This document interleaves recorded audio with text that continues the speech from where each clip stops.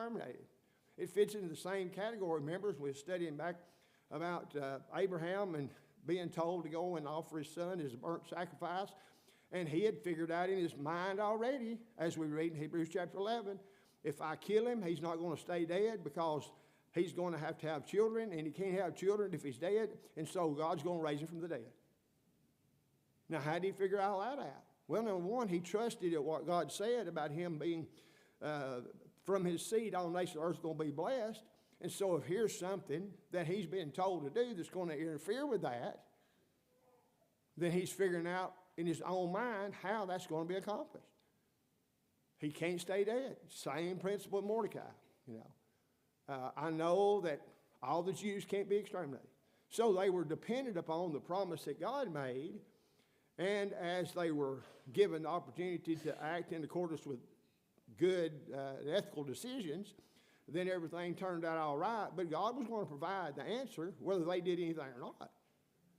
They simply understood that and voiced that as well. So let's begin, and we're just going to read this whole little old section here, and then we'll go back and fill in the blanks with it. I know it's a rather lengthy listing, but seeing as how I didn't tell you what I was going to be studying, there's a high possibility you've not read this chapter and part of the next chapter in a long time, so we'll read it together, and then we'll begin an examination in greater detail of it, okay?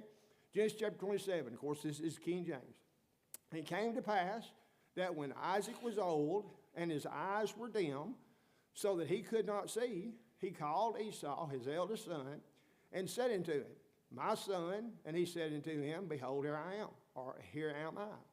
And he said, Behold now, I am old, and I know not the day of my death. Now therefore, take, I pray thee, thy weapons, thy quiver, and thy bow, and go out to the field and take me some venison.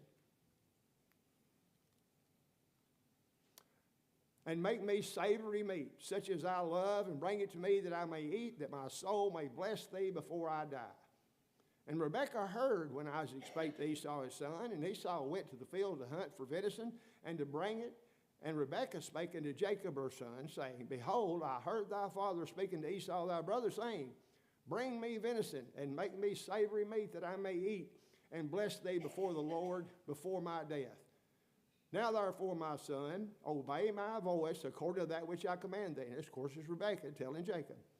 Go now to the flock, fetch me from thence 2 good kids of the goats, and I will make them savory meat for thy father, such as he loveth, and thou shalt bring it to thy father, that he may eat, and that he may bless thee before his death. And Jacob said to Rebekah his mother, Behold, Esau my brother is a hairy man, and I am a smooth man. My father peradventure will feel me, and I shall seem to him as a deceiver, and I shall bring a curse upon me, and not a blessing. And his mother said unto him, Upon me be thy curse. In other words, let me handle it. Let me take care of this problem. Only obey my voice and go fetch me them. And he went and fetched and brought them to his mother, and his mother made savory meat such as his father loved. Now, real quick before I forget this, how's it going to be possible for a goat to taste like a deer? A good cook can do it. And she's been fixing this stew for Isaac for a long time. He's not going to be able to tell the difference. Now, somebody says, well, I know the difference. Oh, you wouldn't. I've made before deer burgers and nobody knew it until I told them afterwards. Now they're scared to death to eat whatever I cook. Yeah. You know, you can't tell the difference if it's fixed right, if everything is done in the correct way, and so that's what's happening here. Now, what is going on here? You talk about a family that's in upheaval here. We got deceptive wives. Of course, that's not something new. It's not the first time you had a deceptive wife, and she's not the last deceptive wife to come down the pike for sure. We know that. And then you got a son who seems to be a pretty good fellow and says, Mama, there's no way we can pull this off. Said, you let me take care of it. I'll handle it. I'll handle it. And he went and fetched and brought them to his mother, and his mother made savory meat, such as his father loved. And Rebekah took goodly raiment of her eldest son Esau, which were with her in the house, and put them upon Jacob, her younger son. And she put the skins of the kids of the goats upon his hands, upon the smooth of his neck. And she gave the savory meat and the bread which she had prepared into the hand of her son Jacob. And he came to his father and said, My father. He said, Here I am. Who art thou, my son? And Jacob said unto his father, I am Esau, thy firstborn. I have done according to as thou badest me. Arise, I pray thee, sit and eat of my venison, that thy soul may bless me. And Isaac said unto his son, How is it that thou hast found it so quickly, my son? And he said, Because the Lord thy God brought it to me. Now, isn't it amazing? He ends up blaming the Lord, of all things, for being such a skilled hunter. That he was able to go out and shoot him a deer and bring it back in, lickety-split, and now he's done got something to eat, just like that. How did he do it? You know, one lie leads to another lie, Exactly. It's like you can almost bet that one lie will cause the necessity for two, which will cause the necessity for four, which will cause it just keeps on going exponentially. And that's what we see here. You know, while everything is planned out, at least in the mind of Rebekah, then, and another point is, be careful when you lose your eyesight. Ain't no telling what people will do to you. You don't know. And Isaac said to Jacob, Come near, I pray thee, that I may feel thee, my son, whether thou be my very son Esau or not. So, obviously, here's an indication that Isaac is not exactly sure as to what's going on here. But he can't depend on his eyesight. I mean, here's a guy that's done what he told his son Esau to do, but obviously there's a difference in his voice. Jacob went near unto Isaac his father, and he felt him. He said, The voice is Jacob's voice, but the hands are the hands of Esau. And he discerned him not, because his hands were hairy as his brother's Esau's hands, and he blessed him. And he said, Art thou my very son Esau? And he said, I am. And he said, Bring it near to me, and I will eat of my son's venison, that my soul may bless thee. And he brought it near to him, and he did eat. And he brought him wine, and he drank. And his father Isaac said unto him, Come near now, and kiss me, my son. And he came near and kissed him. And he smelled the smell of his raiment, and blessed him. And said, See, the smell of my son is as the smell of a field which the Lord hath blessed. Therefore God gave thee the dew of heaven. God give thee the dew of heaven, and the fatness of the earth, and plenty of corn and wine. So here he is issuing the blessing. Now, is there a difference between the blessing and the birthright that was deceptively received previously? Or is it one and the same thing? Well, it's one and the same thing. Now, here, evidently, are trying to make a distinction between the two, but they go hand in hand. The blessing and the birthright are part and parcel with each other. Let people serve thee, and nations bow down to thee. Be Lord over thy brethren, and let thy mother's sons bow down to thee. Cursed be everyone that curseth thee, and blessed be he that blesseth thee. And it shall come to pass, as soon as Isaac had made an end of blessing Jacob, and Jacob was yet scarce gone out of the presence of Isaac his father, that Esau his brother came in from his hunting. Uh-oh. So what's going to happen now? All right, let's look at that, because I think we pick up here just a little bit. Well, let's go ahead and read it, then we'll go back. And he also had made savory meat. So here's another dish that Isaac's got to eat of, okay?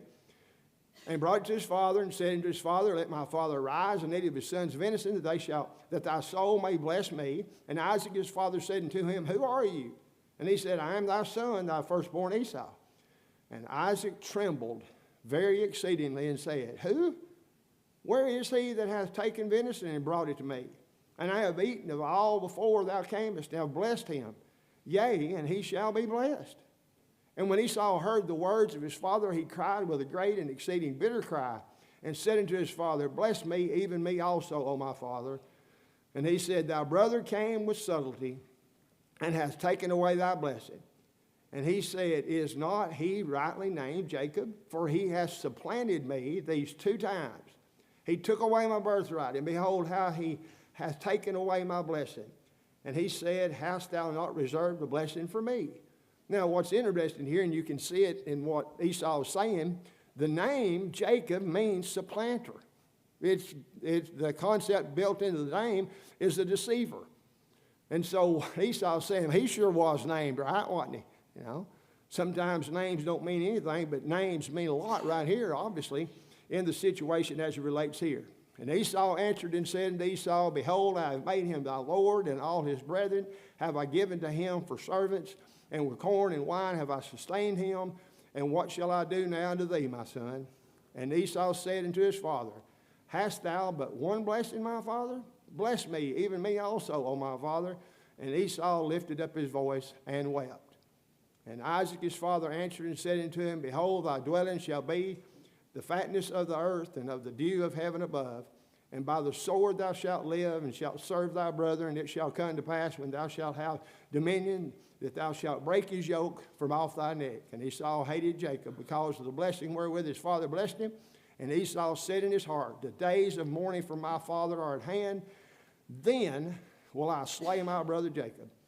And these words of Esau, her elder son, were told to Rebekah. She sent, called Jacob her younger son, and said unto him, Behold, thy brother Esau is touching thee, doth comfort himself, purposing to kill thee. And of course, we'll come back there in a few minutes. So she's going to get him away from the place where he's going to end up being killed. Now, this is not, obviously, this would be a good movie to watch. It has all the twists and turns of what you'd commonly expect to happen on something like a miniseries or something. But just look at what's all involved in this, and let's see if we can gain any great insight into it. What would you say, and of course this is indicated previous to this chapter for sure, one of the problems that exist in his family is what? Before all? Favoritism. Favoritism.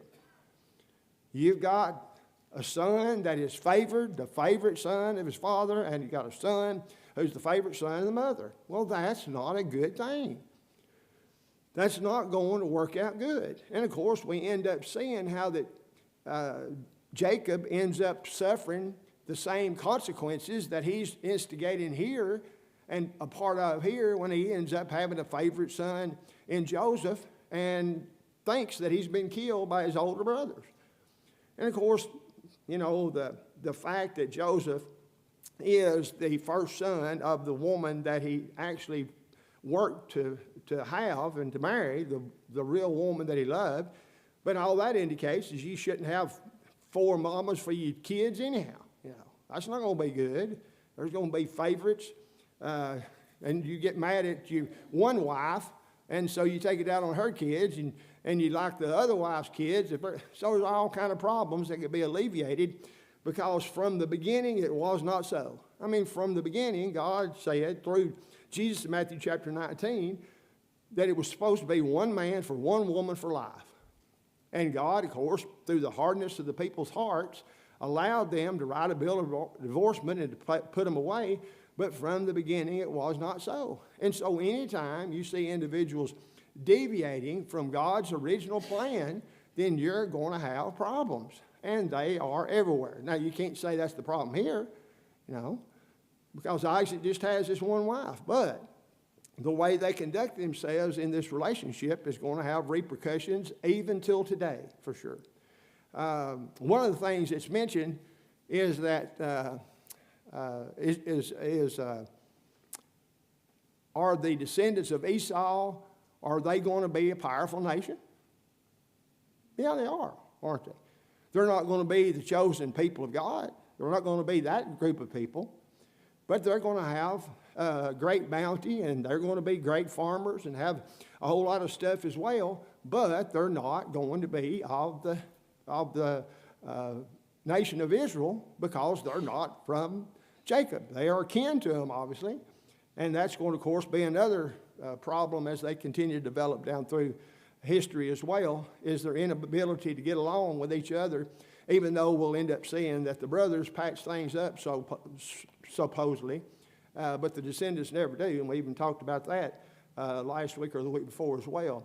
But then at different times, even though the descendants of Esau are going to be subservient to the descendants of Jacob, then Edom will stick their foot in the ground and say, no more, we're going to fight. And so we see war after war throughout the Old Testament where the Edomites end up saying, we're not going to allow this anymore, and so they end up having to go to war, or end up going to war with the children of Israel numerous times during their illustrious history. So what could have nipped all this in the bud at the beginning? If Rebecca had not gotten involved, or if she had bought her husband a good pair of glasses.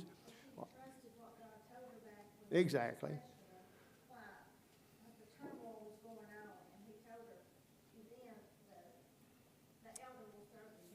Yeah.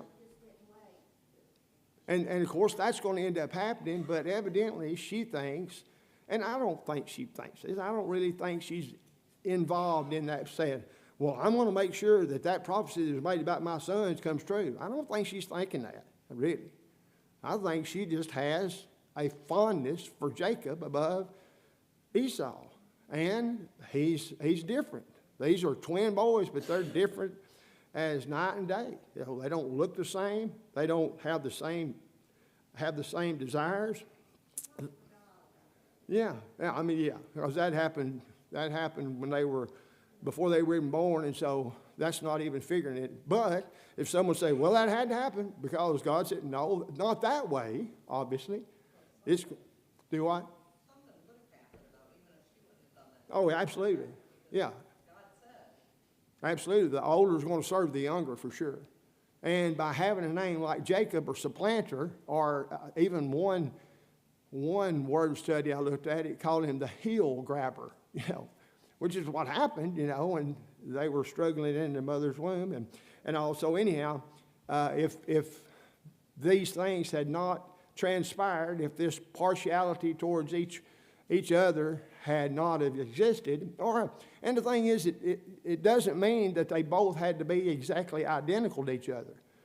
You know, regardless of how good and how much Isaac liked to eat that stew, then that should not have such an influence over him that he looked less at his other son, obviously. They were fulfilling their individual roles. One had a role that they were more comfortable with, some of the other.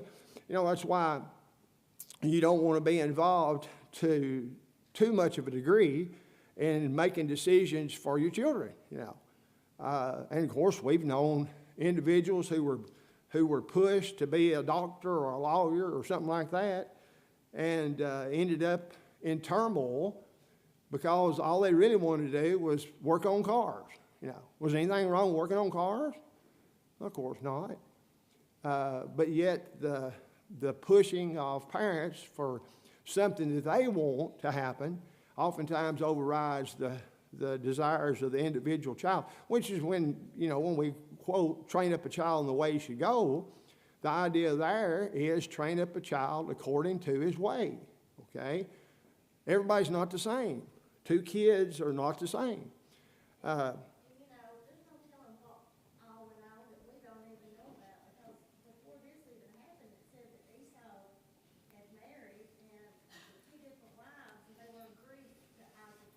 Exactly. There might have been, friction and everything with Rebecca and everything she did. Who knows? And we think as human beings about it, since we get to read this, you think about it, you think, I wouldn't have chose either one of them. Yeah. I wouldn't have had either one of them be the, Yeah. heir to the nation. Yeah, for sure. And of course, I mean, and the whole thing here is they're working within the framework of their attitudes and their actions are there on public display, and we can see the difficulties and the foolishness of the decisions that are made. And sometimes we act as if, well, but if I'd have been there, it'd have been different.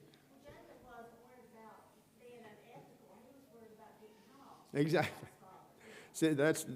He says, we're not ever going to be able to pull this off, Mama. He's going to know for sure that we're trying to kill him, trying to deceive him.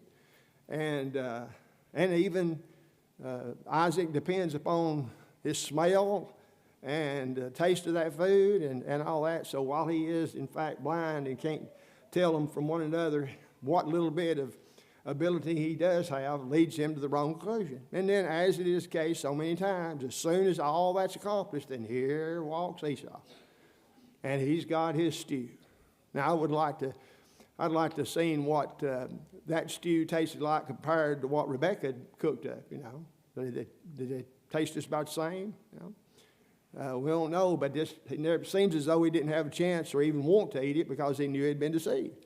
And this blessing that he issues, of course, we talked about the blessings of the firstborn, double the inheritance, but also the prophetic way in which Isaac tells about the fortunes of Jacob as time goes on. You know, that's built into the birthright, the promise of prosperity, and so much of that, obviously, was because of the fact that this is a son of promise, and it's through this nation all the nations of the earth are going to be blessed.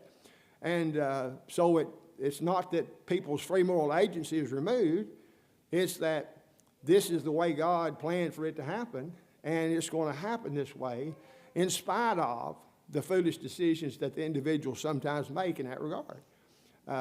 It's not going to set aside God's divine plan from the beginning, for sure.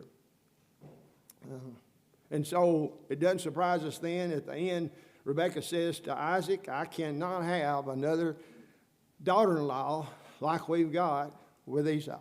Can't have it. Yes, sir. Oh, I'm sorry. Oh, yes, ma'am.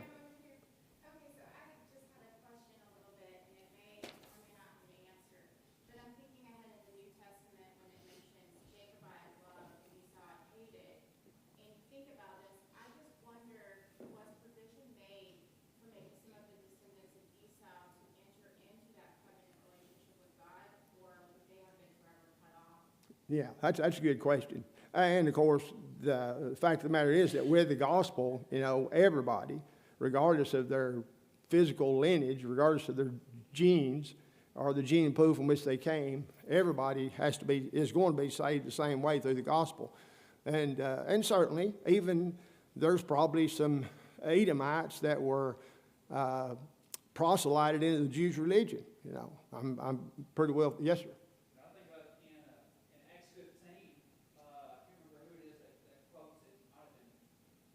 Peter? One of them quotes from Amos 9 about I think it's actually about the gospel going to the Gentiles, and he quotes a verse that it interprets the language of God remembering. So Amos 9:12, that they may possess the remnant of Edom and all the nations who are called by my name. That the prophets look forward to even the Edomites.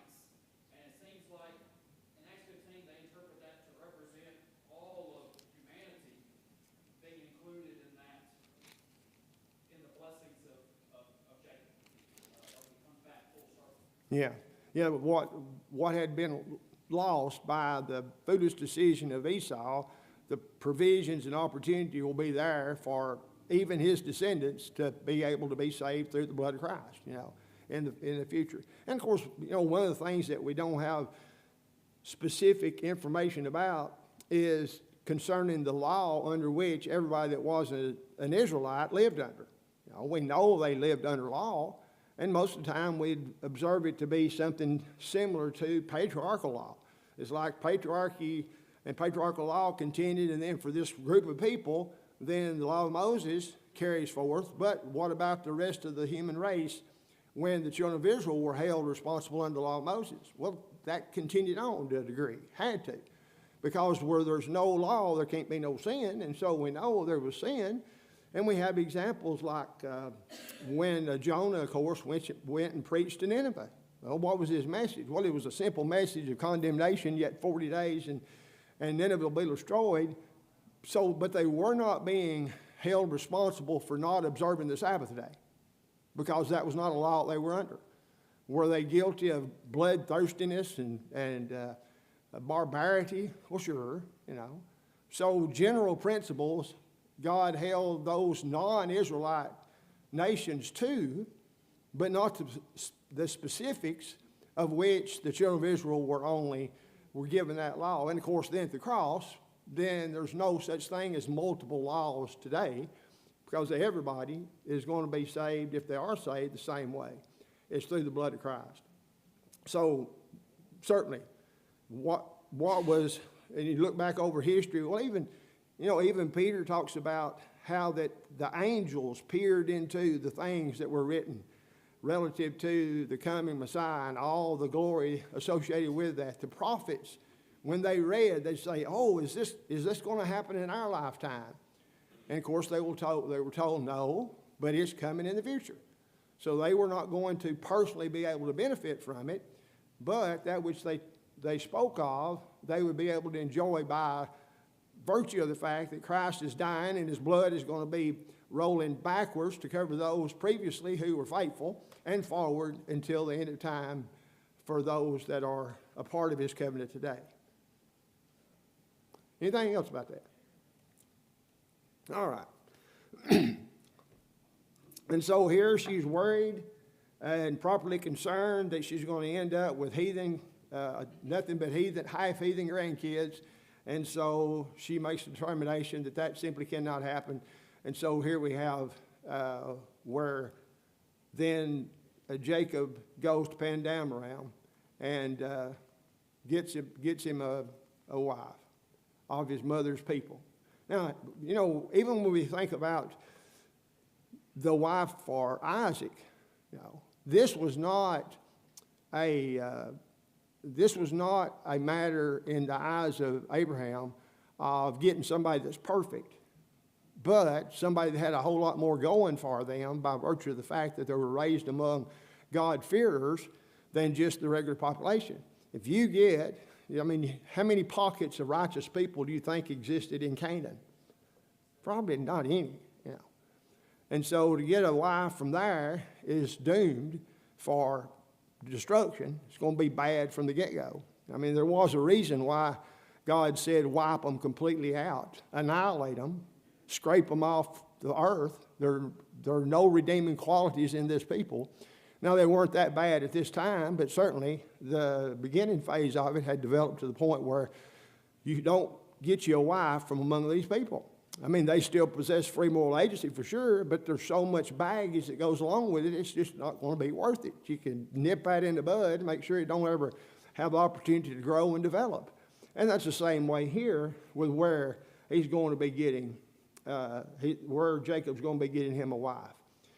And so let's think about this, and we'll be out of time real quick.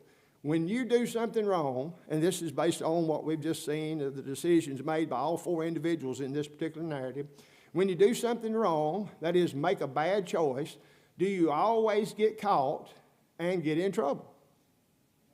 No, not always, and not always at that moment. So what do we determine because of that then? Well, number one, we should temper what we decide to do and make sure that what we're doing is the right thing so that we can avoid the consequences that will come our way either now or later. But ultimately, all matters are settled, ultimately. Ultimately, justice is served. It may not be until eternity, but justice will be served. And, of course, even if you think you get away with something, the consequences for what you did will come sooner or later. And then, of course, the statement made at the conclusion of the book of Ecclesiastes. God will bring into existence the remembering of every work you've done, whether it be good or evil.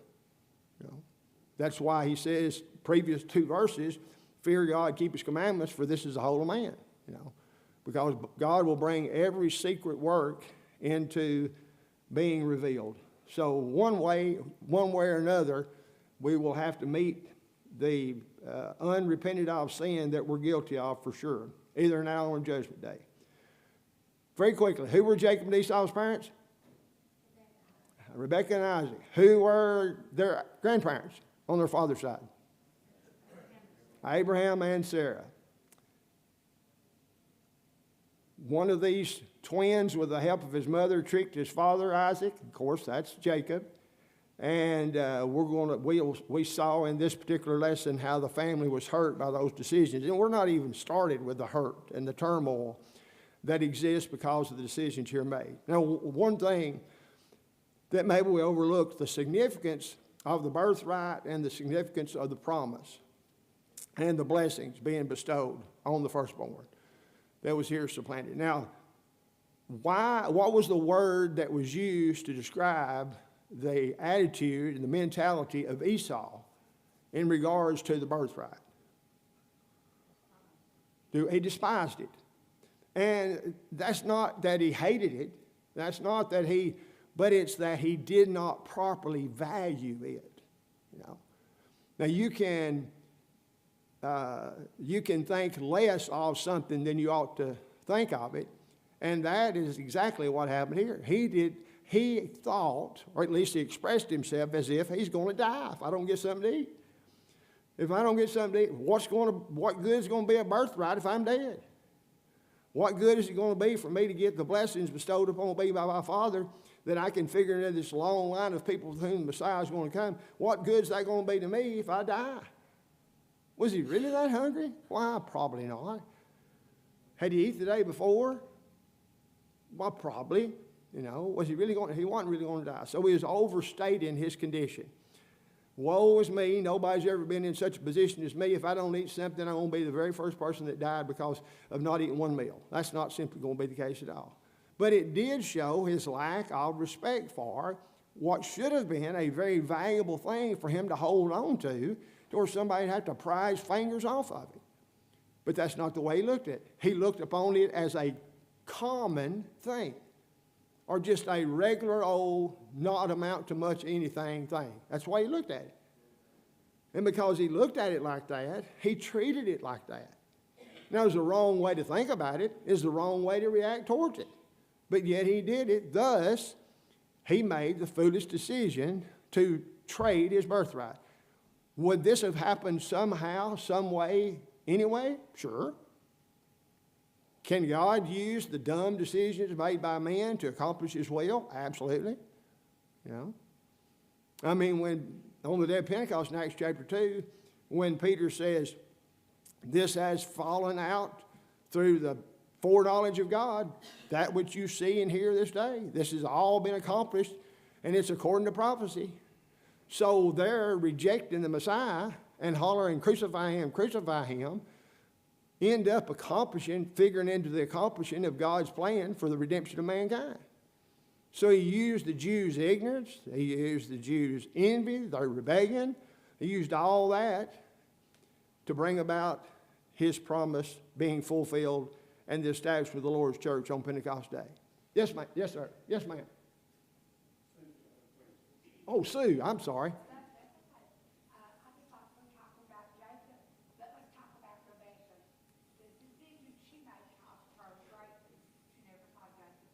Exactly. Never saw him alive again after he's gone, you know. And I don't know, it doesn't say, from what these verses say, you know, she knew that, over her, that Esau was going to kill Jacob because of his anger after he mourned. But she went and she told him to go to my brother's house. And then when everything's good, I'll bring you back, which what Sue said, he never saw her. Never happened, yeah. But when she didn't tell Isaac that apparently. Mm-mm. She told Isaac, I don't want Jacob to marry these women of these heathen nations. So Yeah. she planted the seed into Isaac so it would be like his idea maybe. Yeah. Send him away to find a wife that we want him to have. Yeah. But I don't know if Isaac knew about this plot. No. Probably not, you know. But she wanted him to be saved. She wanted, yeah, she did not want her. And you know why? She still is, she's still Esau's mama. Why couldn't she take on Esau? You know, was she scared of him? Of course, you see all the things that developed beforehand where Esau has been doing things all along to get his daddy on his side, you know, all this time. And that's not to say that Jacob isn't doing those type of things, but they're differently motivated. They're differently involved in things that appeal to them more than the other. So it's a sad situation here. And the dishonesty and the deception that exists with Rebekah is really something that's oftentimes not looked at. Somebody says, well, Isaac shouldn't have been so naive, you know. By this point in time, I dare say there had been things that had happened earlier than this that would seem to indicate that something like what happened could happen. And she took advantage of his being blind and set it up where her favorite son came out on the good end. But certainly you cannot defend the decision-making that was made here. Now, it should have been the case that if there's going to be any problems, one person is going to be the problem causer, and the other three are going to be guilt-free. Somebody says, that's not reality, though. Sometimes it's not. It's not the way things are. But it should be. Yes, sir. Gordon already told her the older would serve the young, but since she's trying to help him through, and that's kind of like when Abraham was there about his son, you know, they were helping him, you know. That's right. I don't need our help like that. Yeah, Sarah said, well, I know I can't have no kids, so I'm going to let him have a child by my handmaid and help God out. But he don't need her help like that. Anything else? I was gonna say, Esau's lack of, well, his despising of birthright, it's kind of like today. We don't appreciate, which equals despise Christ when we fail to obey him. That's right. So it's a parallel somewhat, despising or not appreciating what has been given to us. Yeah. What's been offered to us. Exactly. Like Isaac had the birthright, he would have had the blessing, everything. Yeah. Esau. So, Well, it's like remember, and the distinctions there, remember when Peter was fixing to go and preach to Cornelius' household, remember there at Simon the Tanner's house, that sheet was let down out of heaven, and he says, I've never allowed a pork chop to pass through these teeth here, you know. And he was looking upon food that God had created to be received with thanksgiving as being common or unclean. Again, that's when you look upon things that are common, as common, that's good. When you look upon spiritual things, and especially what spiritually were offered through the blood of Christ, then that's the wrong way to view spiritual things for sure. Well, thank y'all so much for the class this morning, and we'll, Lord willing, pick up here next Sunday morning.